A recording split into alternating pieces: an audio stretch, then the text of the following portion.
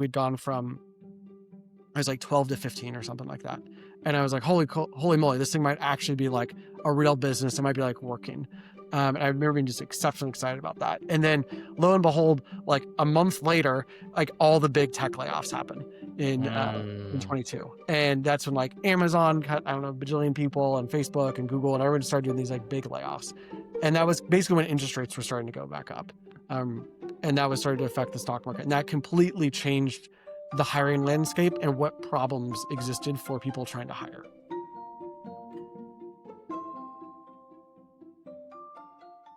Hi, everyone, and welcome to another episode of Before It Clicked, where we interview founders about the journey from wanting to start a business to product market fit. Today, I have the pleasure of interviewing George Carollo, co-founder of Dover. Dover today is a profitable business. It does $6 million a year. It's growing. And it is a way to hire fractional recruiters into your business. It's a marketplace. But Dover had the misfortune of needing to find product market fit twice. The story starts with three co-founders who decided they wanted to build a business in recruiting. They became recruiters themselves for 9 months and ended up launching a product called Autopilot, which found product market fit. It got them to $15 million a year top line. The team grew to 85 people. And then in 2022, the economic downturn hit, companies stopped hiring, and Dover lost product market fit. They went from $15 million a year top line to 1.8. So then Dover needed to find product market fit for the second time. And today, George walks us through that entire journey. It's a bumpy one, but ultimately they came out ahead. If you're looking for recruiters to join the team, please take a look at Dover. They have an amazing group of recruiters on the marketplace. And if you're an engineer looking to join a rocket ship, give Dover a call. They're a really great team. And as you'll see from the interview, George is an amazing leader. So with that, please enjoy the episode. George, thank you for taking the time. Yeah, cool. Yeah, excited to be here, Sonny. Thank you for having me. I'm so excited to have you. I was a user of Dover. It's one of the well-known YC companies. But you have had the fortune or the misfortune of needing to find product market fit twice.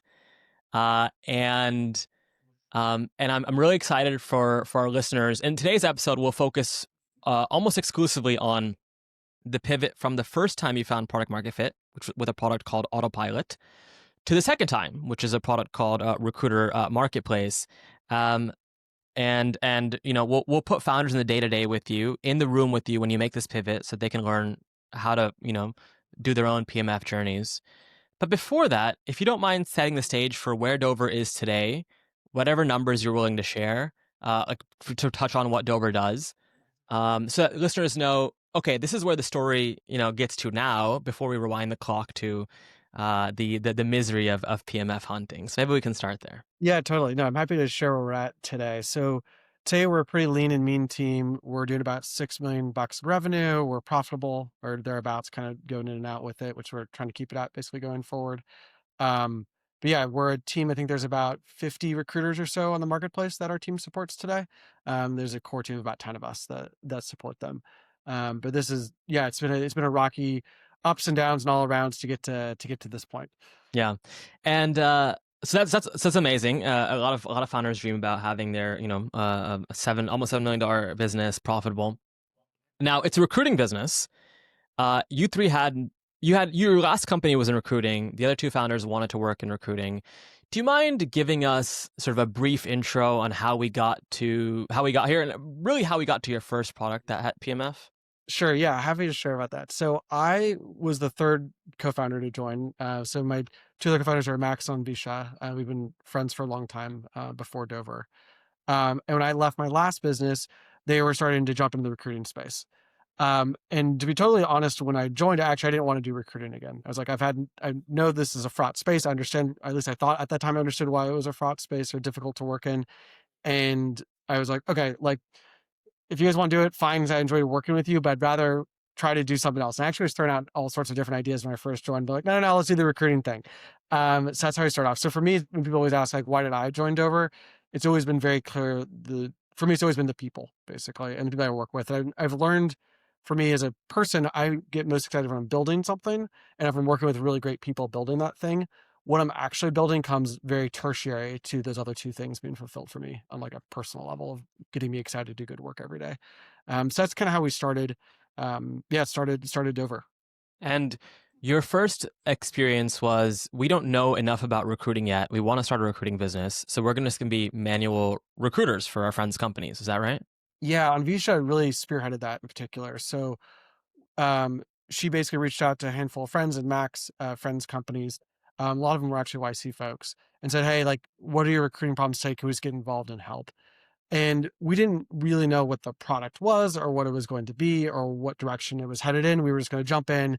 And it's a thing we heard founders talking about all the time. It's like, oh, I need to recruit better people. How do I do this? I need a better solution for this. And we're like, okay, cool, let's just jump into that. It's things people are saying a lot. So we were kind of running towards a problem space. We didn't have a thesis on here's the thing we're going to build and how it's going to solve the problem. We were just like, here's a problem people are talking about. Let's understand the problem better. And this is, what year is this? This is 2019. 2019. And give us like a little bit of a speed run between, okay, we're just recruiting for our friends' companies, to the first time you hit product market fit, which was with Autopilot. Yeah. So the thing we kept hearing over and over again was, hey, I need help sourcing. So we're working, I think we had like 4 or 5 customers at the very beginning. We got like kind of the first month. This is like, we don't have a website. We have no product. We have nothing. There's kind of friends companies. And we're like, the problem is I need more candidates, I need better candidates. And we're like, okay, cool. We can help generate that, I guess, is what people do. And all three of us, they're both engineers, like CS people. I was a civil engineer for a minute. So I'll kind of come with that like mindset of, hey, we're going to build something. Let's go understand that problem space better.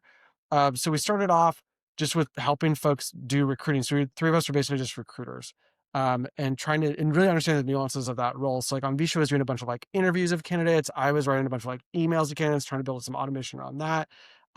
Max was kind of helping do a lot of like customer development and stuff. So it was very like ragtag and very, very fun. It was like the three of us at one table banging on it together. And the stage lasted for a couple of months. It wasn't just like an in and out. But the thing we kept hearing everyone say is, I need more candidates, I need better candidates. And we're like, okay, cool. That seems like the root thing that everyone's asking for or keeps asking a lot for. How do we start automating that flow, basically, of, hey, I have an idea of what I'm looking for. How do I actually get those people in front of me? Can I ask, I talk to founders all the time who say, the space looks like it has problems, but there are so many players in the space. It's saturated. What made you think you were going to discover a PMF product here? So I think that it's definitely a saturated space. There's no doubt about it. The space is also colossal, though. And the thing I've now learned, maybe kind of getting into iteration 2 of Dover, is that it's always going to be a problem. This is an unsolvable problem, recruiting. It's not a problem that's like, oh, this thing is good enough and it solves the problem. Everyone's always looking for more better candidates. Mm. Whoever they get in front of them, they always want more and better of those things. And so you were convinced that because it is a hairy problem, though there are many players in the space, we'll be able to find a differentiated product ourselves. Like, what was the thinking back then? Yeah, the thinking back then was it's really large and people are saying this is a problem all the time. There must be something that we can do in here. That was Got it. it was pretty simple. It's like a small brain move. It was like people are complaining about all of our friends are complaining this is a problem they have, and it's a big space. So there should be something there that we should be able to tackle. Interesting. And when you guys were running your recruiting process manually, were you anchoring around a why now? Like, there's a new technology and therefore we'll be able to figure out how to apply that. Was there any why now you were anchoring on at all? No, I remember doing for demo day, we were like trying to come up with the why now for it. And I can't remember what Max went up on stage and said. But I remember not being particularly strong because the three of us were like, oh, I don't really know there wasn't like a moment of like, oh, this is the right time for this. This is an ongoing problem. Let's see if we can go, take a crack at it, basically. Interesting. I meet founders all the time who explore things and sort of lose faith along the way because they're like, look, I don't have a why now that I'm anchoring around. So who am I to believe there is a new product here that can be built? How did you grapple with this? Um, Maybe so for all three of us, those are our second companies. And I think that gave us a semblance of maybe confidence of just like, hey, it's okay. Like there's a lot of companies that have been built that's not like, oh, they hit the nail on the head of exactly the right timing of this thing. They might even been the second or third version of, Google's the famous example of this, of search, right? They weren't the first ones. And there's a lot of companies I think that go through these iterations and learn from the people ahead of them about how to do it better, basically. So Yeah. we were saying like it's a big gnarly problem. There's a lot of big businesses that exist in this space already. No one's like completely, and it wasn't the space, it was fragmented, which gave us confidence as well that no one had like, oh, this is like the solution that everyone uses, so there's no reason to compete against them. Like it still seems like very open turf basically. To go try something. You raised venture pretty early on. Was the goal to have a big exit? Was it to get profitable really fast and lifestyle? What was the goal? Yeah, so I for me, it's always been build something that has lasting staying power of a business. That's what I'm motivated by. To me, the venture component of it or whatnot, that's kind of all secondary in my mind of like, how do you get there? How do you create a business that's has a lot of impact in the world? Hopefully touches a lot of people's lives in a positive way. And so for me, that was always the driving thing. Not so much like what do the financials look like? I say we're profitable now. Most of Dover's life, we were unprofitable. That actually, right at the beginning, we were profitable. Went to a huge lull of unprofitability for many years where we burnt a lot of money and then came back out the other side now in this version 2 of Dover where we're profitable again. And I think profit to me just means like, hey, we're satisfying our customers and they're willing to pay us at least what it costs us to do it. It's kind of the way I think about it. Last question on sort of this abstract reasoning about markets and all is folks will often tell me, look, I know it's saturated. I know there's a lot of players, but it's so big that I'll be able to carve out a space for myself. And while theoretically I completely understand that, there's this concern around like, okay, you can get to 1 to 5 million ARR because the market is so large, but eventually, because there are so many players in the space, you're going to hit growth tailwinds. Did you think about this? Um, not, it wasn't really a driving factor for us at all. Like we thought about it, but it wasn't like this is going to dissuade me from this. Okay. Um, I think at some point it's like you kind of have to make a leap of faith. And I think this is where I've seen founders get stuck at actually is there's a million reasons not to do it. And actually, if you look at like your like where are you going to get the most reward in your life? It's probably not starting a company. Most of them don't work. I think everybody knows that. So, and everyone is kind of a naive thing to think, hey, I'm going to start something and it's going to be huge and really successful and awesome. But every founder believes that in some way or in some capacity. So it's like, cool. You have to take that leap of faith at some point. There's a million reasons why every idea doesn't look great. And everyone I've known who's built cool companies, they've gone through periods of like, especially at the beginning of like, well, this is why it's not going to work. There's a million reasons why it's not going to work. Otherwise, someone already would have done it. Yeah. And I think this is actually one of my personal beliefs and biases is like, I think young people are better at this than people who've been around a while. I'm getting pretty close to 40. And I've noticed that as you get older, you tend to rely more on your lived experiences rather than on your energy to go like conquer and go do something. And I think in starting company land, that's not necessarily a good thing because you say, this is all because I know all the reasons it's not going to work because I've seen it before. Where when you're young, you just haven't seen it before. So you're more like, yeah, I'm going to go XYZ and plow in this direction. And there's gonna be some brick walls you're gonna run to, but if you bounce off of them fairly well, you might end up building something really cool that the old guy wouldn't have thought of Yeah. because he wasn't willing to go there because he already knew those brick walls existed. Yeah, it's interesting to hear you say that. I just did an interview with the Dr. Chrono founder, and their claim to fame is being the first iPad native EHR. And Okay. he said no one wanted to build for the iPad. Even for us, it was like 1/6 of our time uh, because there was so much uncertainty there. And yet that's what got them to product market fit. Yeah, that's cool. There's also an article from Gordon who says, I think it was Gordon, but anyway, the uncertainty is the moat. And that's what Mm. prevents people coming in. But did you not grapple with opportunity cost? Like your first business was successful, and Visha and Max were very talented folks. Did you time box it? Did you say we're going to give this 6 months, 12 months, then we're going to stop? How did you think about this? It's interesting. My first business, I did do that for myself. I said, hey, I was 25. And I was like, okay, cool. I'm gonna give myself 6 months to at least get myself excited that like, hey, someone's using it or likes it, or I have like high conviction something is here. Like I'm going in some direction that makes sense. Um, with Dover, it was more, maybe I'd already been down that path once before. I was a little more relaxed about it. And I was like, hey, I'm gonna work with some friends. I really enjoy working with these folks. Let's see what we can figure out together. And I kind of treated it more as a experiment with less time bound and more of like, let's just once it stops becoming fun, I will know. And that's the time when we have the conversation. But let's just push on something hard. And I knew that all three of us who knew each other really well, like not super like I need to do it next 3 months or 6 months or something. We were to give ourselves some time to like let it evolve and let it develop.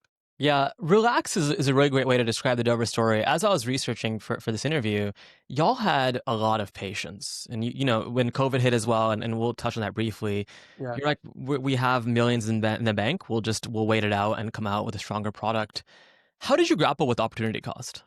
It's a good question. I'm not sure I would value my opportunity cost high enough. This is a conversation I've actually talked with Max about just very recently around like, are we actually thinking about it properly? And maybe this goes back to, I think there's like kind of the push and pull here of like, am I, what is my motivating thing to go work every day? Right. And if some folks is like, hey, it's profit maximizing, I think you're much more indexed on like the opportunity cost side of things. If you're in the world, I guess kind of what I shared earlier, like the thing that motivates me a lot is like, I want to build something cool. And I want to have something built like, hopefully, like goes beyond me or has like lasting staying power. That's more what I'm maybe call it legacy or something. But like that's more what thing that I'm excited about trying to build, or working in that direction. So it's not like I need to come home every day and be like, oh, did I like profit maximize the thing enough such that this was better than me going and joining Big Co that was going Yeah. to pay me XYZ every year to work there. I think it's a good thing to ask yourself and get comfortable with or understand your, your kind of like, I guess, what you're seeking out of the experience. And I think there's also a thing that's hard. I've learned in startups that you often don't know what your real motivating factors are until it gets really, really hard. And Mhm. then you look back and you're like, oh, it got really, really hard. And then I pulled the trigger because of this thing. And that's the thing that was like your breaking point or your decide to pivot point or whatever that variable is. I don't think you really, at least I didn't know until I had to like actually look those things in the face and be like, okay, why am I going to make this decision? What's the thing that's driving that? Yeah. Okay. And I do wanna hone in on the second on the pivot from Autopilot to the marketplace. But real quick, so you start making a bunch of money by operating as manual recruiters. You haven't raised capital yet. You start building out software to automate pieces of it. When do you raise capital for the first time? So we raised right before demo day, YC. Okay, so you get into YC, which already gave you about 125,000, Yeah. and the premise to YC was Autopilot product. Was that Oh, there yet? actually, so yeah, funny story. So I'll get a little background on that. It's kind of funny. So Max and Visha started YC before I joined. They were actually in the batch before the batch we did. They were in that batch. And then right before the batch with Carol, they're like, look, they were working on this idea called swap space. It was like a housing swap thing between New York and San Francisco. And they're like, this is actually a bad idea. We don't want to do this anymore. And so they pulled out of that, got into recruiting. I joined like 3 weeks later after that. And they're like, okay, cool, we'll do the next batch after that, is what happened. So that's how we ended up in summer 19. We're supposed to be the batch before that. Got it. Um, so yeah, that's kind of the origin story is a little bit sloppy there. It's not super clean. So how do we get to Autopilot? What happens between then and Autopilot? Yeah. So okay, so basically the story is like the three of us are doing much work for customers, and we keep hearing over and over again, like, hey, I need more candidates. And we're like, okay, cool. We need to start reaching out to more candidates to get them better folks, basically. So we started building out the primitives of how do we start doing like really targeted email outreach to a certain type of persona or a certain type of person that this founder wants to speak with. So we started building out kind of the algorithm to like figure out like what are they actually looking for and how do we encode these things, um and the primitives for that, and also like all this like email infrastructure basically start reaching out to people, and saying like, hey, you match what this person's looking for, do you want to interview with them? You said we kept hearing from people. Were you running pre-structured discovery calls? How were you running those processes? So it was definitely not structured. It was very like, hey, like the sales process was very like, hey, you want help? The three of us seem mildly competent. We'll work on this for with you and like get it going. And maybe people trust it, or people do trust us, so we just started that way. And that kind of gave us those first five, and those five are all saying they had the same problem, which was, hey, I don't have a problem like managing my interview process. I don't have a problem doing interviews. I don't have a problem closing candidates. I have a problem getting more candidates into my process. And so Autopilot was, hey, could we turn this sourcing process into an autopilot process, into a thing where you just click a switch and it just kind of runs for you? Was Autopilot the first product you launched from being manual recruiters? Yes, it was. It was at that time. It just was Dover because there wasn't anything else. So that was Dover. But we later, as we built other products, we ended up calling it Autopilot. Yeah, and you launched a bunch of products after Autopilot, which I'm excited to get into. Um, you mentioned in a previous interview I was watching right before this. You said I think PMF is a spectrum, Mm. which is not how PMF is typically treated. Right? It's typically treated as this atomic thing. Tell me why you felt Autopilot had PMF, and then let's talk about how you lost it. Sure. Yeah. So the reason we thought it had, or it did have product market fit, was because we were getting a lot of inbound people asking for it. So the way I think about product market fit is you build something, you give it to some folks, and if they don't like it enough to tell other people about it, you don't have product market fit. So if they're gonna tell their friend about it or tell someone about it, then that's great. And the reason I think it's a spectrum is because it could be like a cool product and they mention it to like 3 people, or it could be like a revolutionizing, like changes their life product where they're gonna tell literally everyone they know, their wife, their dog, their uncle, like everybody's gonna hear about this thing, like, oh, this is what I'm doing at work. I just got this new thing and it's amazing, and here's why. So I think there's like anything in that spectrum is possible.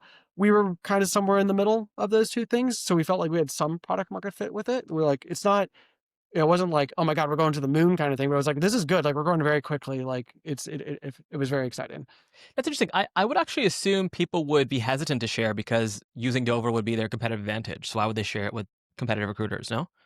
I think so we mostly sold to founders of companies. Ah, okay. And Okay. so founders were like, "Hey, how are you finding other candidates to talking to each other about that?" Okay. Uh, I also think there's kind of like a little bit of a misnomer of like, oh, it's like really competitive with recruiters even. Like they talk about the product studies a lot with other recruiters because it's a good way of showing like I know what's going on in our industry.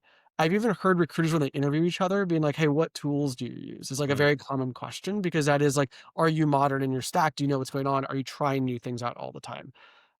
Which kind of speaks back to again the core problem being like, I want more better people on this team always. I know it was a long time ago, but tactically, from oh, I keep hearing sourcing is a problem to launching Autopilot, how long was that process? And was it still just the three of you? Yeah, so launching the product is funny. I don't know if there's ever like a launch. Basically, it was like, okay, at the beginning it was like, cool, I'm going out and manually finding email addresses. Then, on Misha and Max, I built a couple scripts to start doing that automatically and bought some data providers to like help find email addresses. Okay, then we started like figuring out like, the million of iterations we've done, like what's the right UI to capture what the user is looking for in candidates? Like, how do you do that? How do you structure that data? How do you feed that data into the algorithm? Um, so it wasn't like a launch because it was like we kind of because it started as a service, we were trying to automate what we did. So it wasn't like oh, here's a product, we're walking away from it. It was here's a service. Can we actually have a computer do the service thing? Got it. Okay. Which Um, I don't know if I recommend everyone doing that for what it's worth. That's how we yeah. started Autopilot at least. Why wouldn't you recommend that? So I think the problem that happens is when you start with a service, is that the user actually thinks they're buying a person. And when they realize like, oh, they're pulling out and they're giving me a product, they're like, this is different. And so you end up in this weird state of like, well, do we just put a bunch of people on our team to like manage the product still? Because that's what the Mm, customer wanted. Or do you just say, too bad, so sad, customer, I changed what you're buying. mm, Are you going to stick with it? And you go down that path. So you like rip the band-aid basically. mm. And I think there's a really interesting moment there for businesses in when they got the strategy of basically, like, do you always have a very heavy customer facing arm of the business to like basically the software becomes an internal tool because that person's responsible for delivering the outcome to that customer? Or do you rip the band-aid and just give them the product, you just walk and like everyone there is no customer facing team on Yeah. that team. But as long as you're not at scale, this is okay. I mean, if you're working with like you had 20, 30 customers, then it was an Sure. okay transition, right? I think so. I think that's something I didn't appreciate in going to market in this way Yeah. is what is the end game of this Yeah. thing? And I don't know, this is, I think, kind of ultimately why this product, um, isn't the product we're still working on today is because we always had this friction point of who's responsible. Is the product responsible or is the person responsible for operating the product, the Dover person? Okay. Yeah. So let's talk about that. So you launch Autopilot, and at this point, you have like 20 or 30 people on your recruiting service, right? 20, 30 customers. Is that right? You launch Autopilot. How quickly is that first year of growth? It was really quick. We went from I think 1 million to like 3, then from 3 to 6 was the next year after that, and then went from like 6 to 15 the year after that. Wow. So Okay. it was like very, very quick. So you run Autopilot for a few years.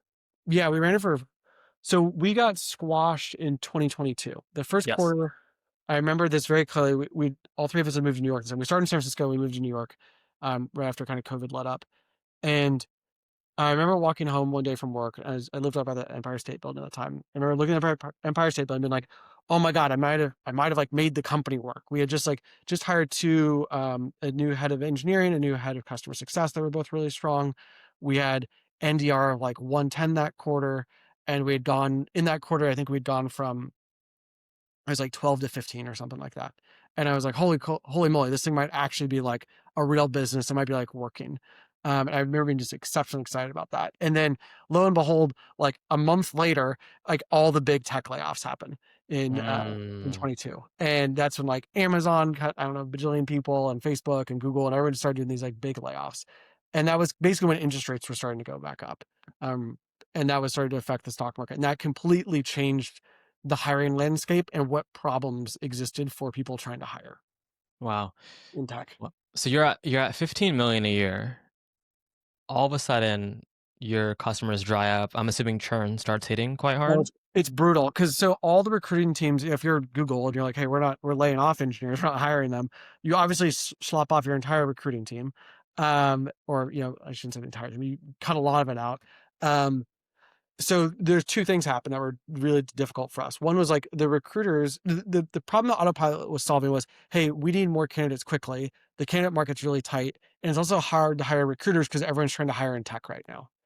And so we were like, okay, cool. We're this thing that like automates a lot of what the sourcing is, like the highly intense part of recruiting. Um, when you relax the constraints on these things of, hey, now all of a sudden there's like a lot more people in market of engineers who are looking for jobs, and there's also a ton of recruiters on the market because they all just got laid off as well. Your need for Autopilot is gone. And every Mm, recruiter who was using our product at that point was like, I definitely don't want this thing because this thing, the company's looking at this is like, well, do we need Autopilot or do I keep the recruiter? Which one's cheaper? If this is mostly what the recruiter does. So it was a competitive product with the recruiter. yeah. At this point, 50 million ARR, how many logos do you have? Oh, I don't remember. Maybe like four or 500, something like that in that ballpark. 100, and you're charging roughly, I don't know whatever um, the math is off of that. Like yeah, 10K, but something like that a year or something like that. yeah, yeah, yeah. Immediately, you start experiencing churn. Oh, it was overnight. It was like a light switch. We just came off that course and it was like 110 NDR. It was like a light switch. It felt like COVID for us, where it was like, oh, there was like this like line in the sand moment. Um, and like COVID, we were like, okay, let's just like chill out and like see what's gonna happen. And it took us, I don't know, probably like 4 months to realize we're like, ooh, this might be longer than we thought it was going to be. This isn't just a quick deep V like COVID was. And that was Yeah. something when we lost product market fit, we didn't know it in that moment. It took us like a long time to understand that. When I hear about companies who lose product market fit, most time it's like the some other competitor or some of the solution comes along that like eats their product and makes them like technically obsolete. We lost it in the market shifted very quickly and we didn't really know what was going on or was the market going to return to what it was. And we'd had years of really great growth and really, great customer experiences. And so we're like, it's kind of hard to be like, was that real? Like, did we lose that thing or is it just going to return in a couple months and we just kind of ride it out and things will be fine? And we had a lot of conversations like that. So interesting. And you've raised a Series A at this point. Yes. Okay, so how Yeah. much capital have you raised total at this point? We raised 23 in total. 23. And how big is the team? At that point, at our peak, we were probably about 85, something like that. 85 people globally in the US, Yeah. I think, yeah, there's most in the US. We had a couple Canadians on the team. in person. Um, we had an office in San Francisco, an office in New York. We were about a third in each of those places and a third remote. Okay. Do you recall what your burn was back then? We were burning probably, it wasn't a ton. It was probably like 150, 200 a month, something like that. Maybe 250 a month, something like that. Okay. You had a lot of money in the bank. You were fine to ride it out for a while. But at some point, it occurred to you, unlike COVID, which was like 4 months, and then you guys were fine. This is going to last a long time. But you chilled for 4 months. Were you planning a backup, like an escape? Like what did that 4 months look like? Yeah. So we saw it turn. So we had our first like down month ever since COVID, basically. And we're like, okay, Mm, like revenue went down. Like, what is going on? And we had, I think after 2 months of that, the three of us had a meeting where it was like, okay, we need to come with like a game plan of like, when do we, like, if we're gonna need to make team adjustments on this, like, what does good look like? What does bad look like? What's our line in the sand where we're gonna have to cross to be like, okay, we have to change something up. So that happened at month 4 for us. And then we did a layoff then, to kind of like right size things, um, to kind of ride out the storm a bit better. How much did you downsize? We I s Probably about a third of the team is my guess. It was a big chunk. Yeah, that's tough. Okay. Yeah. It So was you brutal. yeah, that's brutal. So you downsize and you're like, "Okay, this will get us through." But eventually you stop selling Autopilot altogether and you try to come up with new ideas. Put us in the room with you when you make that decision. Yeah, we we wrote out Autopilot for a while. We had this, like, pretty heavy sales motion for it, where it was, like, a salesperson, they ran, like, a 3-call process, we had, like, sales team of 7, like, we had this, like, whole thing kind of built out around it. I think probably about month 6 or so where we're like, "Okay, this is, like, this is more than just ride it out. We have to, like, start, like, making some big adjustments." Things are right around the time of the layoff. We gotta, like, start actually figuring out, like, how we're gonna go to market differently with this thing. So, we ran a couple experiments. We're like, "Could we self-serve the thing? Could we fundamentally change our pricing?" We were selling annual contracts. What if we sold per candidate? We, like, really went back to the drawing board of, like, can we take all this existing infrastructure we built out and, like, pricing, package, do it differently? And there was a lot of, changing the product as well to make it more self-serve and all these things. And we pushed really, really hard on that for probably about 6 or 9 months. We get that out the door, and we got very little uptake with it. And so And sorry to interrupt. This is 6 to 9 months post layoff or since the yeah, beginning of the churn? Okay, so this yeah, is a year plus into the business starting to tank. Okay. yeah, exactly. And we're like, okay, it took us longer than what we were hoping to actually build this thing out and, like, try these different strategies with the product.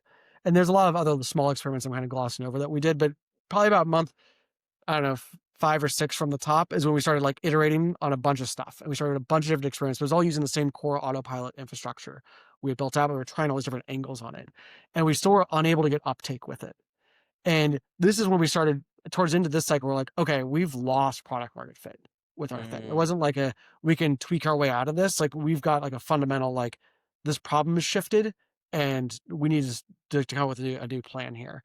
And that's the next big product we got was the ATS.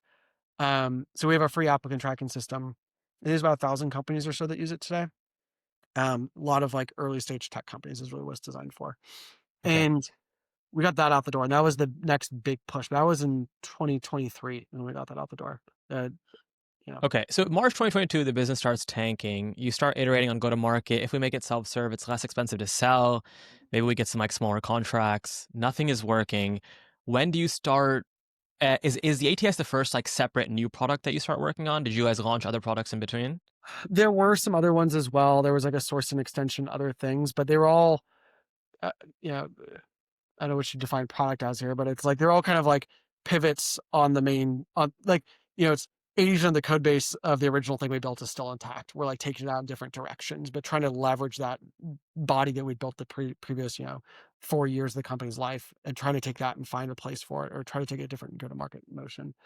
Um, so yeah, that was when we were like, okay, maybe I'll, like, well, not as a clean cut, but, like, we're gonna have to build something different, not just, like, use the existing thing and kinda change it a bit. And at this point, are you getting advice from folks who've been through downturns of themselves? Are you coming up with these ideas in isolation? How are you battle testing your ideas? Mostly it was just the 3 of us, like, and talking to customers about it. We didn't have, um I don't know if this is a good or bad thing. I look back, no one took a board we didn't give up a board seat in our Series A. Mm, So the 3 of us were just the board and still are today are the board. mm. And I don't know if that was I look back and, like, maybe someone would kick us in the pants a bit harder and made us be faster on it or made us be more aggressive. The thing that's challenging about a company when you start to be, like, some medium size that we were, inertia is really powerful. And there's a lot of people, especially leaders of different parts of the organization, who do not want to change because they're worried about their jobs. And so it becomes less of like um, when you're 10 people, you can just kind of, like, declare it as a founder and, like, change stuff and it's, like, fine. When you're, anything where there's, like, a level of management involved, managers or VPs or whatever, when you start getting, like, titles like that, those people are gonna push really hard against any change on stuff because 'cause they're like, I know how to run my playbook. I've rolled out my playbook the last 6 months or year or whatever I've worked here on. I'm trying to do this thing." And it's yeah, I can't reiterate how hard it is, to change, and also the people who join when you're 50 people are fundamentally different than the people who join your company when you're 5 people. Yeah, Those people who join when they're 5, they're like down, like, "Oh, we're gonna do something totally different next week? Sounds great. That's why I joined a startup. This is yeah, fun." yeah. Someone who's like, joined a company of 50 people is like, "Oh, yeah, I was, like, trying to make sure I had good, like, okay work-life balance, and I got a mortgage, and, like, I'm trying to like do this thing. This is my job. I've been doing this for 20 years. This is what I'm doing. So it's a Yeah. very different type of person that joins the business. Yeah. And did you deal with people quitting, or it was a tough market if folks didn't quit? They did.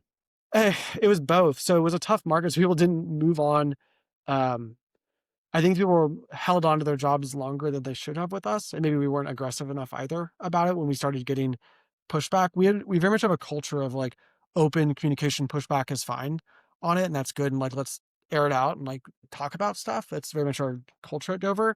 Um, but I've also learned through this at some point. It's like, well, I'm not going to argue about this forever because this is going to kill the company in the interim. Yeah. And the tough decisions have to get made, and you're gonna have to adapt and move or something to keep going. I remember the ATS launch. I was a user. It was a very popular launch. How did you decide we're going to launch this? Why did you make it free when you needed some money in the door? So again, we're still holding on to the idea like, hey, Autopilot is the where we make money at. And if we give this ATS away for free, while all these companies are, everyone's kind of doing layoffs and reorganizing themselves in 2022, first half of 2023. And we're like, well, maybe this is a good like grab market move. So we'll give away a thing for free. Everyone else is trying to sell it for, 10K a year. It's just totally free product. And maybe we'll get market share through this. And we'll also get more like brand out there. And when people will hire again, they will come and use our Autopilot product. And they'll save some money with us in the interim using our ATS. Okay, but then you're still betting that the market's going to come back to normal. Correct. Okay. That's correct. Okay, so you haven't lost faith just yet. You launched the Yes. ATS. I remember it blew up. A bunch of people use the ATS, like you mentioned. Even today, a thousand companies are using it. But that doesn't solve your problem. The story doesn't end here. So what happens next? Correct. So then we're like, okay, so we're kind of like waiting a bit. And I'm like, we need to turn this thing around at some point. We need to start driving revenue at some point. So this is about a year and a half ago. So Um, now we're in March, April. Oh, we're a year and a in half ago from right now. from now. So we're in Oh. April of 24 now, I So what guess. happened between that the ATS launch was top of 22? No, that was August 30th, 23. 23. So Okay, so we're a year later. You guys didn't launch, but you guys launched a bunch of things in between, like the resume feedback yeah, and all there's this. lots of small products that we launched. Again, there's all kind of like brand driving people into our ecosystem was the idea. So Ah, like this resume review tool and this like, there were all these like, hey, one engineer or two engineers go work on it for a month or two kind of projects. And we were just we had a really good team. So we're trying to say, great, people like, the three of you go try this thing out. Three of you guys go try this thing out. So we were kind of doing like a little bit like spray and pray was the idea of like trying to keep the nucleus intact of the Autopilot thing. And like, can we try all the products out to get people to come in? Maybe they learn they have this problem that Autopilot can solve. So we were getting adoption across all these like, we call them like micro products or something, um, and trying to drive people into it, and we weren't able to convert them. And you so we're lau- like, you launched a bunch of those kind of products. How many did you launch? I don't know, like six, something like Oh, it that, was a probably. lot. Yeah, 6. Yeah, And all of them were free, geared towards getting folks to use Autopilot. correct, Okay. exactly. It's all free recruiting tools was the idea, and Wow. because because the belief was is I go back to the kind of beginning of the story. The belief was is that we knew that if you started off with some recruit, you would start recruiting yourself, and at some point you're going to say, I want more candidates, I want better candidates, and that was the hope. And then you would return, kind of thing we observed in 2019. You would then regress to the mean, and that would be the normal problem that you would have. Makes sense. So in that year, did Autopilot ever have an uptick in revenue? Is it No, bleeding every month?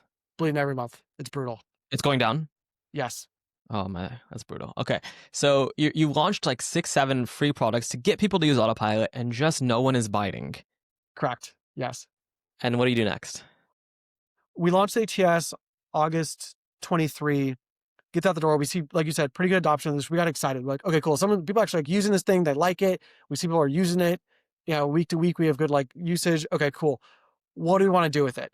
And there was a lot of like, again, like a little bit bigger organization problem. There's a lot of hubbub about what we said it was free. We're gonna try to like upsell it. And there's all these like things, all this lot of like rigmarole basically in the company, like trying to figure out what do we do with it. So 6 months after we launched it, I started working on which what turned into the marketplace. This is kind of marketplace evolution. So there's still layoffs and stuff happening. And what I realized was I had a customer of ours had just been acquired, and their head of talent, who was like a friend of Dover's, reaches out to me. He's like, "Hey man, like we just got acquired. Like, do you know of any company who's looking for recruiting help right now? Because you're working with all these companies, all these free across our free ecosystem." And I'm like, oh, let me look around a little bit. Like, let me see. He's a good guy. I'm like, yeah, let me see if I can be helpful to you. And so I do that, I ping a couple companies, and I'm like, hang on, maybe this is the move. So the other thing we always felt with Autopilot is the churn on that product was always pretty high, higher than we wanted it to be, always. Oh, And even this when it was growing quickly. correct. Mm. Okay. And the I kind of alluded to this at the beginning. Everyone always wants more better candidates. Everyone is, and the only way no one knows how to do it. So you just rip through a bunch of products. That's the way this works. You're like, Mm. I'm going to try out 14 different things and something will happen. And people are constantly flipping through them. And this is how the recruiting space works. I think that's why it's so fragmented. Mm. Because the user doesn't, it's not like anything that's in the, I'm helping you get candidates has no product lock-in. Mm. You're not like their database. You're not their thing that they have to rely on every day. They can just switch to a different thing that promises the same outcome very easily. There's no product lock-in. And so people would iterate, people would come back to ours and go off again and all sorts of stuff. And we're like, with Autopilot. And we're like, okay, this is very bizarre behavior, but it's because no one knows what good is. Like, no one, like, could I get a better candidate for less money? Maybe. It's like marketing questions. It always can be better than what you currently have. So that's kind of saying it's an unsolvable problem. So we always had fairly high churn with that. And I started thinking about, like, okay, what do the people always end up buying? So we mostly sold to founders, as I said early on in the business's life. They always end up just getting a recruiter to own it. That's what happens. And then that recruiter will then set up their tool set the way they like it. And then they'll rip through their own sourcing tools as well through it. And when I say rip through, I mean like churn through a bunch of them over time. And that's kind of the way the market turns as far as I can tell on this. So I was like, okay, cool. Maybe there's like an opportunity here to like solve that root problem, which is what people actually want is a person to be accountable for the result. When a founder says, hey, I want to get recruiting done. I'm busy doing X, Y, Z. I want to give someone who I trust the keys to this thing to do a good job for me. And that all kind of just clicked for me in a year and a half ago. I was like, okay, cool. What people want as a humans, what they're always buying was on Visha's or my time when we were doing the customer facing stuff back in 2019. That was the moment that like they don't really know what great is or how to make, we invested in that product for 4 or 5 years. I think the churn is always about the same. It's not a product problem. It was, did the person trust the thing? And that's going to be done through an emotional connection with a human. So you get this like chance email from a friend saying, "Hey, do you know someone's looking for a recruiter?" And is that what spurs this thinking around, oh, maybe we can sort of be a marketplace? Yeah, I started thinking around like, so this is more like a why now, right? So I think Mm. Dover V1 never had a why now, as I was saying. Mhm. And Dover V2 has a much stronger why now. So I was thinking about, okay, what's going on in the market? So when we built the first or all Autopilot, it's all pre-LLMs and everything. Like we had our own like little machine learning algorithms and stuff we had built within Dover, but this is all all this very sophisticated stuff that exists now. What kind of the tailwinds I've seen for, or what I believe in for this version of Dover is, um, like professional jobs are changing very quickly right now because of all the AI stuff, all the tools being rolled out. It's like very, very cool stuff. And what's happening is people are becoming much more leveraged because a lot of the, every job, under the sun right now, or every professional job under the sun right now is like a lot of the heavy lifting work of everyone's role is being taken on by the LLMs and being accomplished by that. So in the recruiting space, what's happening is, well, people aren't hiring as quickly because they don't need to hire as fast because you can get a lot further with 5 engineers today than you could 4 years ago. So you don't need as many. The SDR role has gotten like very much beaten up because there's so many folks who have automated those workflows and stuff with all this new AI technology. So a lot of these like heavy roles before, there's like volume hiring roles aren't anything like what they used to be 3 years Mm. ago. You have that. You still have pretty high interest rates. So venture isn't what it was in terms of like everyone's invested in SaaS companies sort of thing. That's changed. And because of that, there's a lot of people, especially on the recruiting side, who like working with early stage companies, but can't find a company that has consistent hiring needs for them. Mm. And that becomes kind of the why now of our marketplace, which is cool. There's a bunch of recruiters who want to work with early stage businesses. There's a bunch of founders who need recruiting help, but their hiring needs are very spurty and not nearly as consistent as they once were. So in like 2021, when you raised a Series A, you immediately hired a recruiting team, you hired your finance person, you hired a bunch of these other kind of folks like keep the wheels on the bus of running an organization. Today when people raise Series A, they don't do that anymore. You don't need that stuff. Like the tooling is so much better that you're like, I don't need a recruiter full time today at a Series A business. It doesn't make any sense. And it's also harder, I think, to raise subsequent rounds right now as well. So people are being a lot more thoughtful about their hiring than when people were just lighting money on fire in 2021, basically, or these crazy valuations. So the market's gotten a lot tighter, and that becomes a place of like, maybe I need fractional help. Actually, is the right way to do this with more flexibility. So in my last company, we were customers of recruiting agencies. And the why Yep. now you're describing sounds to me as a tailwind for all of those kinds of firms. What made the marketplace, Dover's marketplace, differentiated? Yeah, that's a great question. And it is very much a tailwind for everyone who's kind of in the fractional space. I think there's a difference between the agencies of, hey, pay per outcome sort of thing and the fractional space. So I think about us, like the vision basically of the business is like, could we be like a really, really, really like up market, highly professional version of Upwork? Rather than, hey, can I deliver this outcome sort of thing that's like pay per placement kind of thing. And what we saw, the observed behavior we had was founders always went and hired a recruiter. They didn't stay on agencies forever. So there's a reason for that. The reason was agencies are super, super expensive. And we saw that the way the agencies work is everyone thinks incentives aligned, but they're really not. So what I mean by that is like, oh, you pay per hire. I'm like, sure. Okay, imagine you're a recruiter for a second. I'm going to go out and get 10 companies to sign an agreement with me that say, hey, if I get you hire, you pay me 20% of their salary. I guess the reality situation is that whoever's the easiest customer to satisfy, I'm going to work mostly for them, and everybody else is going to get whatever leftover candidates I have. And so if you're a tech company, it's like, hey, I'm hiring my first, 5, 6, 8, 10 people on the team. I need them all to be stellar. My bar is really high. Agencies are going to do a bad job for you because they're like, dude, I'm not trying to go out and do a bunch of bespoke work for you. Like, that's cool. You have a really high bar. I have company B over here that has a way lower bar.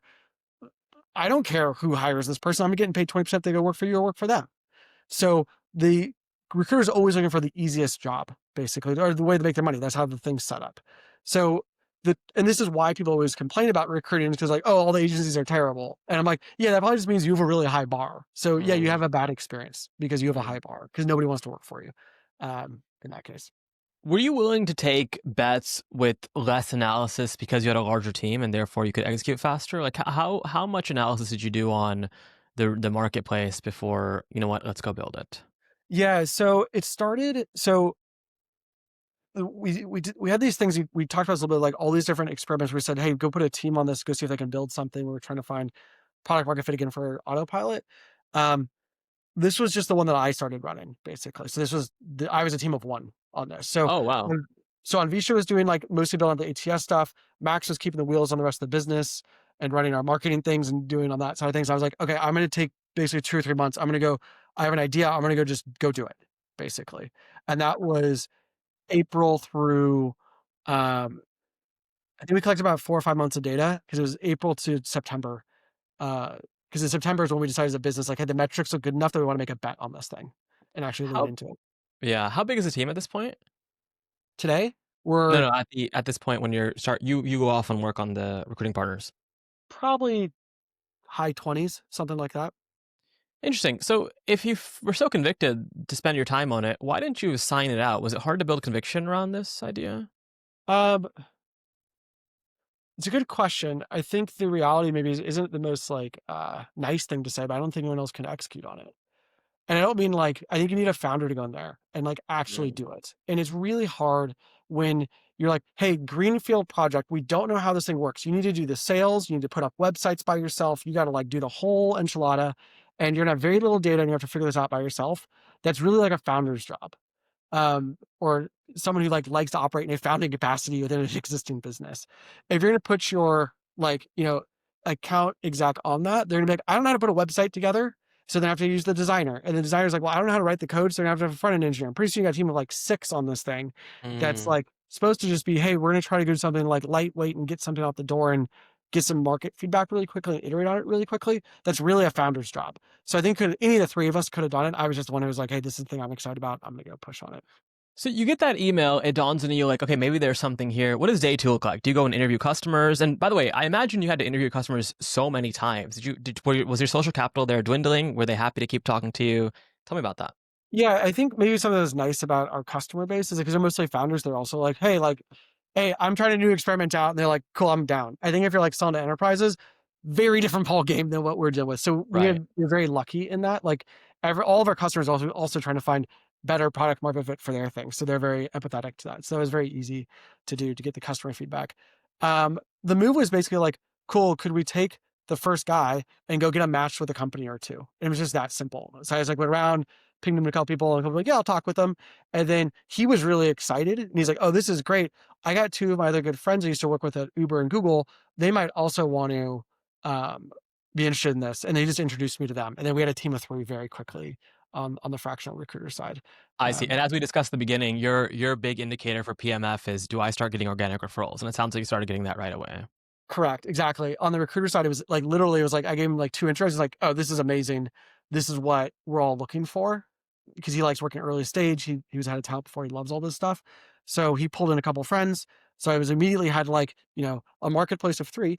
But you have to start somewhere of recruiting partners. And then it was like, cool, let's start pushing this out to companies and see what's going on. And I think it was like our fourth customer match with recruiters. As like the fourth company kind of onboard with the customers. They told a bunch of people. And I was like, okay, cool. And we started getting like basically like referrals coming in for this thing that people were not interested in Autopilot. They weren't even necessarily interested in the ATS, and they started coming in for this thing. And at this point, the team, which is almost 30 people, they're all still trying to figure out how to get growth to Autopilot. Is that right? Um, I think most people at this time would actually, especially our engineering, design, and product team, were focused on making the ATS better and just invest in that product very heavily. Not Which is, necessarily. yeah, same thing, right? If the ATS gets better, you're not monetizing the ATS, right? Correct. Right. So Yeah, the end goal was still ATS into Autopilot. correct. Yeah, that's right. Yeah. That's right. Okay. But there was so little And development going into Autopilot because we were like, that's not the limiting factor right now. That product is 4 or 5 years of build into it. It's pretty solid at this point. The ATS was, we had just launched it 6 months earlier. There's a ton of like iteration to be done on that thing to make it better. and is the team, especially your co-founders, are they pretty motivated on working on ATS, or are they kind of like waiting for something else to strike? Yeah, I think that on Visha in particular was very excited about the ATS. She liked that product a lot. She ended up building most of it and being focused on that. And Max was really doing like a Herculean effort of just like keeping people focused on execute on their thing when the outcome is uncertain. And I think Yeah. this is a really difficult thing I cannot sell basically, of like when you're at a place of like, hey, things are not super clear what's happening right now. We don't exactly know what the North Star is on this thing. There's a lot of like management or leadership required of like, hey, we're going to run this direction, guys. We're going to go this way and we're going to try this thing really hard and it's going to work, or it's not going to work. And that's fine too. And we're going to try again on something else. And it's hard. And as I was talking about, there's like micro products and stuff we tried out. A lot of people atrophy very quick, like team members atrophy with this stuff because they put a lot of energy into something and it doesn't work. And they're not used to that. That's like not necessarily what they signed up for. And I think this is Yeah. again like a different of a founder mentality. Like founder runs out and like you run into a brick wall and you're like, cool, learn that thing. Let's try this other thing. And like that's kind of like the job. As an employee of a business, they put a lot of energy into something like and they like launch it and like it doesn't go that well. It doesn't get that much traction. And the other thing is like, well, hey, they come back to the company like, well, it didn't go that well. Like, should we invest more into it? Like they feel deflated. They feel bad. They have to go ask for like more time or resources or people's energy on the team to work on this thing that didn't go as well as they had hoped for. It's like I think emotionally feels bad. Whereas a founder, you're like, it's kind of the kind of day in, day out. It's my job is to get run over all the time by things that don't work. Right. So did you disagree with your team that the Autopilot was a good use of time? Oh, sorry, not Autopilot. It was that the ATS was not a good use of time? Because it sounds like you didn't seem to think it was going to work well for the business. I think that I think that you actually said this earlier, I think is very astute and very few people, we've had a hard time with this at Dover always, which is, hey, you have to have a really good free product to have people buy your other product.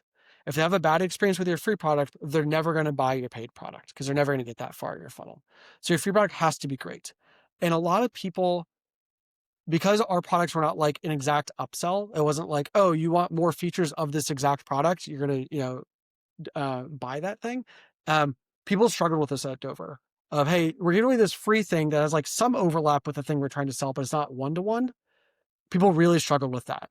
And that was a very hard like leadership thing for us to say, hey, we know these things aren't exactly tied exactly one-to-one, But we know that if they have a great experience with ATS, at some point in time, they're going to want recruiting help. Hopefully they buy Autopilot. And last year, it was about a year ago now, is when we actually fully killed Autopilot and got all of our customers off of it. And that was because the marketplace was starting to take off. And we asked all the recruiters on the marketplace if they wanted to use Autopilot, and they're like, nope. And I'm like, okay, then nobody wants this product anymore. And that was when we fully deleted the first 4.5 years of code that we built. But at this point, the market had returned. People are recruiting. How did Autopilot just fall out of favor? So this is a little, this is a belief. I don't know. I don't know. I'm sure I'll look back at this, what I'm gonna say now in like 5 years and be like, that probably wasn't that correct. But my current belief on that is recruiting sourcing tools are always high churn because everyone's always looking for a more better thing. So whoever the new guy is going to get the new thing. And that guy's going to have some traction for 3 years and they're going to get churned out too. And the only one I've ever seen to have any sticking power is LinkedIn. That's because they have an monopoly on all the data. But anyone else who's basically trying to build some sort of like better version of candidate capture gets ripped through at some point on I this. see. So, given that outline, would you say Autopilot ever had PMF, or are you just the new thing on the block? I think it's like, what does PMF mean? I guess, right? Is like the question maybe you're asking here. So I could say straight face, like, yeah, it's not a great legacy business, but it had product market fit. Is the way I Mhm, think about it. Like, mhm, mhm, it mhm. was like a good product. People were referring it. It was growing very quickly. Is that the product that was going to make Dover a huge business, have like lasting staying power and helping a lot of people in life? Probably not. It probably was not that product. But it did. It did make a splash. Yeah. So your take is, if someone comes to you tomorrow and pitches you on their hot recruiting software platform and it's doing really well, your take is, look, the future cash flows here are zero, but you're hot for the moment, right? That seems to be your take. I think it depends on the product, right? If you're like their ATS, like you're gonna be around for a long time. You're their source of truth. You're their data repository. If you're some other like networking thing where it's like, hey, we help people find better candidates, I think those tend to be flash in the pan businesses.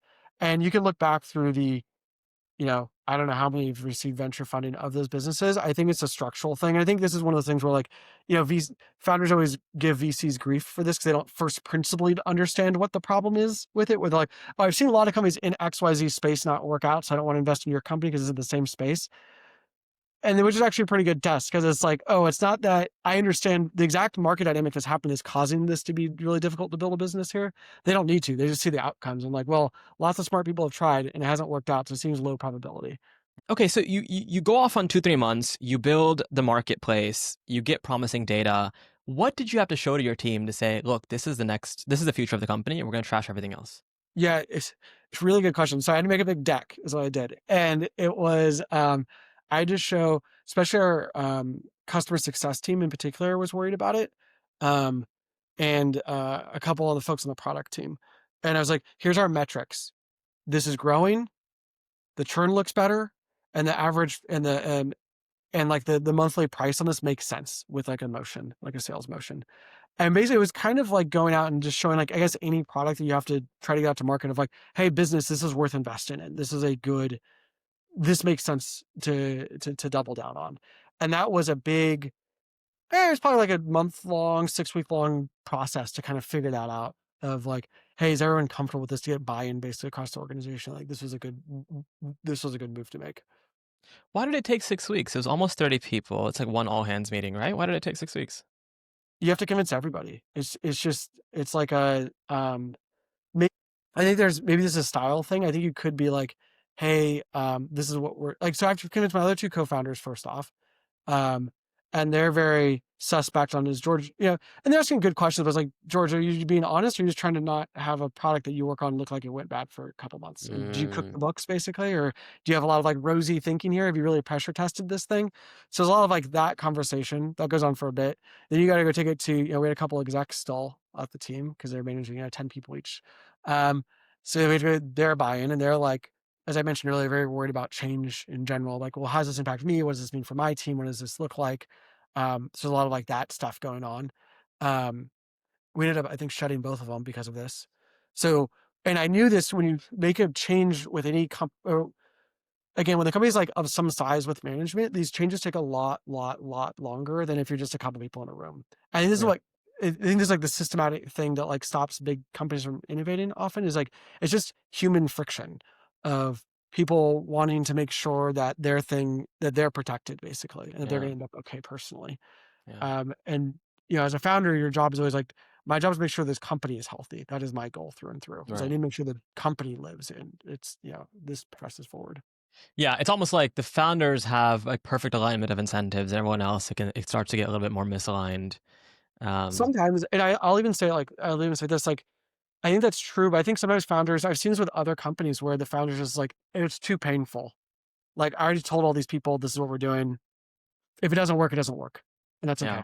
But like this is what I told investors we're doing. This is what I told the employees we're doing. We're going to do this thing. We're going to keep iterating on it. We'll keep making little turns, and if it doesn't quite work, I'll go do another company after that. And I think that was I look back on this and like Dover now is like in my mind is like a year and a half old company, but has the baggage of the previous 5 years with it. But that other than our brand name, which has been around for a while, which is great, the technology is all gone from that. Mm, mm. So, and if anything is negative because there's like legacy things in the code base and all that kind of stuff that like get in the way sometimes of development. So it's I don't you go back to like opportunity costs. Like if I knew this is where we're going to end up today, it may have been easier just to like be like, cool, last thing dead, boom, new thing, start clean, like totally fresh. This is the new thing. We're gonna go build that instead. Mm. Did you get what was like the smartest bit of pushback you got on the marketplace, and how confident were you that this should be the direction of the company? I think the most confident pushback I got was really around do we how do we estimate the lifetime value of these customers when you have 4 months of data? Mm, And this is something where, again, like if you're building a product from scratch, no one's asking that question. But because you have change happening, everyone's like, well, we know the existing thing. It best be better than the existing thing to do it. So how do you show me that it's better than the existing thing? Which is actually quite hard to do. the existing thing. So right before churn started hitting you, it was doing 15 mil top line. What was it doing Yep. at this point? We wrote this thing down to 1.8. It withered down to 1.8. Correct. Wow. Okay. Wow. Wow. Wow. Yes. In a year This and a is half. this is giving me an immense amount of stress that you could not imagine over that 3 year period or 2.5 year period of trying to figure stuff Mm, out. My goodness. Yeah, I haven't heard of a story like that. Wow. Okay. But you still had to. Wow. That's a precipitous drop. Okay. Yes, So it's you had wild. to. Yeah. And this is why I say, like, it may have just been easier to, like, not do this. Like, I may have Right. chosen a very hard path here to, like, Right. bail to come back from. Wow. But you still had to justify to your team that the product you are building is still better than. Correct. Yes. Okay. Okay. And uh, When you say it all in hindsight now, it sounds a little crazier than what it felt in the moment where I'm like, 'cause to me, it was like, "Oh, the ship is sinking, yeah. um, and we need to, like, do something pretty radical." And everyone I say this when in retrospect, you look back of that graph and like, "Holy moly, it looks like a mountain. You guys gotta dig start growing again. Like, what are you doing?" Um, that is Um, in every I guess it's like that makes sense when you look back on it. In the moment, it always felt like, "Oh, well, we just try this other tweak again. We just try this other tweak again. It's gonna get better. We're gonna fix the main thing. We're gonna do this." And there's like this belief, I think, in like what you've seen work before going to work again, rather than saying, "Hey, I'm gonna try something radical out that's kind of unknown and we don't have very good data on. Take a jump with me." But how do you make that decision? That is like the perennial founder issue of, do I keep pushing on this, or do I step aside and do something completely different? And I mean, there's examples that it worked in both ways. So how did you debate this? Man, that's a great question. There was lots of Max and I particularly joke about this. So like we only hear the stories when it works when they iterated Totally. forever. You don't hear about the guy, and we don't. I don't know what the data is on this. This is a constant joke amongst ourselves of like, are we just the guys who are just iterating forever and like never find out? Like you don't get the book written about you at that point. Like no one hears your story about like, yeah, we iterated until death, and we had a thing that didn't work, and whatever. You only hear about the ones that work out, or the slogs that work out. Are we slogging for no reason? And I think that that's a really, really good question. I don't know. If someone had data on like what that looked like, and like, oh yeah, 10% of them work out when they slog forever. I would love to know the number on this. It's so Uh, funny you say that. One of the things I'm concerned about with this podcast is people might walk away with the impression of, and I have this impression too, if I just keep iterating it, it will work out. And what I wanted, I wish there was comprehensive data here, because surely there are folks who've iterated for 10 years and it just didn't work out. But maybe that was like the way they were iterating. It's very hard to tell, right? It's very murky. it's Um, unknowable. Yeah. Yeah, but you were able to step aside from the Autopilot because at least folks were working on it, so you were able to do it yourself. It tickles me that in a team of almost 30 people, George single-handedly found product market fit again. And it goes back to this recurring lesson that I keep learning, which is it doesn't take many resources to find PMF. I don't think it does. Unless you're like, maybe a little bit in terms of like what you're building. If you're building like some robot thing or something where it just takes there's a lot of like infrastructure setup kind of thing. Like, sure, like, yeah, it's a totally different build, but like finding product market fit for like a solving business problem solution thing, like some B2B tool, probably doesn't require that much to get the first handful of people onto it and to see if there's something there. I think there is. Um, the thing is, like, my two co-founders allowed me to go do this basically because I stepped out of my like daily operation role. They took on the rest of the business of the 25 people that were looking to them to go drive stuff every day, and I just kind of was like, boom, I'm going to take this and just run in a direction essentially. And I think the um, the quarterly plan that quarter was George is to go run an experiment. And I told everyone to not ask me any questions because I'm just gonna go do a thing and like let me kind of like just be and iterate quickly and I don't have to like justify everything to everybody. Um, so that's what happened. So it Yeah. was very much like uh, these are like difficult things, and I think I'd run one before that didn't work as well. 2 quarters before that, I came back and was like I ran really hard in a direction, and this didn't work at all.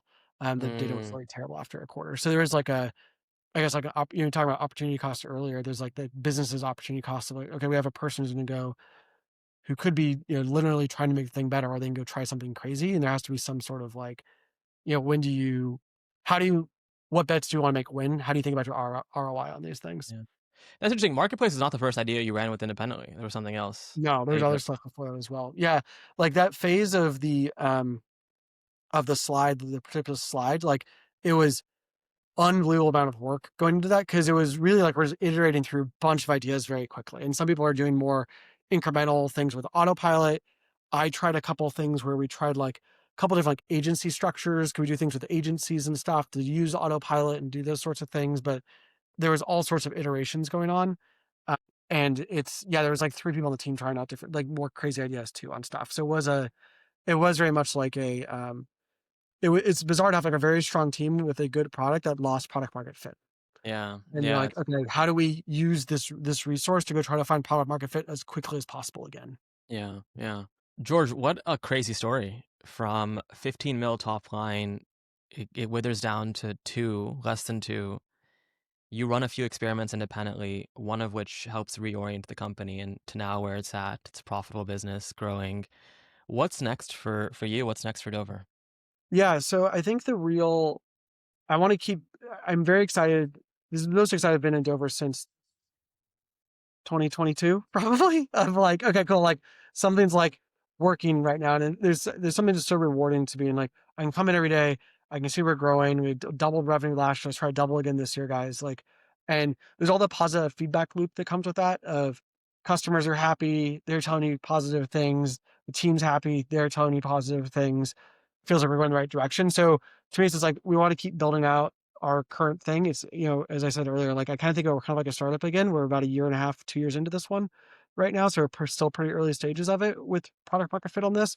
We want to get that. There's still a million edge cases. There's so many like MVP things that were carried over from the experiment I ran 18 months ago that need to be ironed out to make way more reasonable user experiences with parts of the product.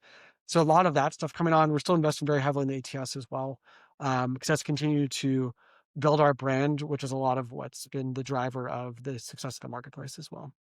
And every founder is always looking for new logos, new customers. Any other plug for the audience? Are you guys hiring? Oh, we are. Yeah. So yeah, we're always hiring recruiting partners onto the platform. We vet everybody before they get on to make sure they're like reasonable, know how to work with founders is the thing we're looking for. 'Cause that's who our customers typically are. Yeah, we're hiring a couple engineers right now as well. In person in New York? No, we're doing mostly remote right now. So Do this what? is the Sorry, remote. we're all remote right now. Gotcha, gotcha. I hope people listen to this story and think, well, I hope they stay on their toes about PMF. I hope they realize like founders can drive their way to PMF, but once you achieve it, you have to be really paranoid about keeping it. Uh, and hopefully folks also heed like, hey, if you grow really fast, that also has cost to it. And if you do lose PMF, that'll be a little bit tougher to navigate, but ultimately you can come out the other end.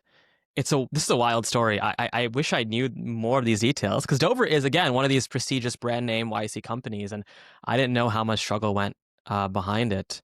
Um, I really appreciate you taking the time. I can't wait for folks to Oh, thank hear you, this Connor. and Yeah. and get some inspiration. And yeah, I'm really excited for this out there. Cool. Thank you. Thanks for having me on this. It's been fun to kind of talk about one of my bigger things that I feel very funny about as we've been discussing this is like there's it's kind of I refer to this as the lost era when you're trying to find product market fit. It's weird to go into the lost era again, but with a 30-person team. Mm, And I think it's way harder to be in the lost era with a 30-person team than it is with a 3-person team. yeah, Because a lot of people depending on you for stuff. right. Um, and so it's just a lot more difficult. So I think, yeah, I guess it is staying really paranoid about keeping product market fit, um, is really, really important, staying on top of it. Yeah, yeah. George, thank you. Well, like you said, all right. Hopefully Take talk care. soon.